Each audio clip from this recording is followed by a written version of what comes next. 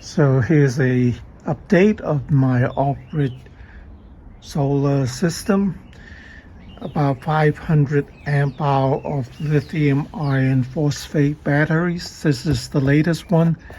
This is $160 from Ecoworthy, and this is a Power Queen, and the two other ones here, they're all put in parallels, and they're all different brands and different capacities, but they're in parallel. This is not the ideal situation. Ideally, you should have everything the same, but in parallel, they seem to work okay, and nothing has blown up or caught fire. This is like a DIY shunt, and these are the amp meters. The second meter is for a lithium ion chemistry. This is mainly used for lighting, and everything comes in from the outside. And then this is the charging box for this battery, and the charger, this one is for the lithium iron phosphate. This one is for the 18650, and they are PWM, but they work fine. And I'm going to show you my solar panels.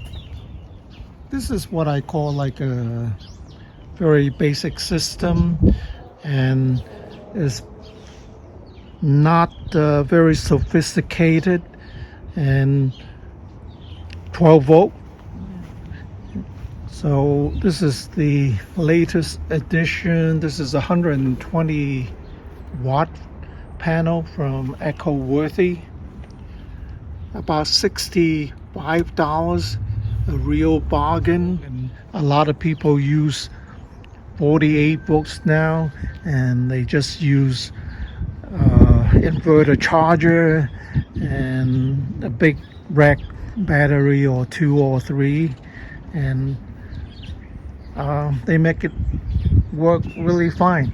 But when I first started, maybe 15 years ago, I started with 12 volt. This is my DIY panel, which I am keeping just for sentimental reason.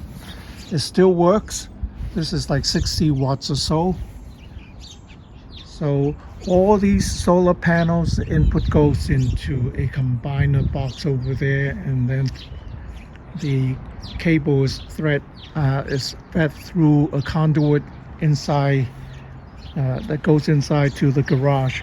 So how are these solar panels hung on my garage wall? I basically just use some hooks here and hang them on the hooks, and some slotted angle iron, and they just lean against the wall. And I use these hooks because when you have really stormy weather, like in a hurricane maybe, you can take these down, disconnect them, and put them inside the garage, so your solar panels won't get damaged. This is basically off-grid, and this is the inverter, 3000 watts, pure sine wave by Vivo. Is a little over $200, and it seems to work fine with most things up to 2000 watts. And this is the amount of electricity I save, $9.16. This is about 2 months worth of electricity I save when I use this to boil water, cook rice, use the air fryer, and also to charge my power tools. So these are the thermostats. This is low temperature disconnect.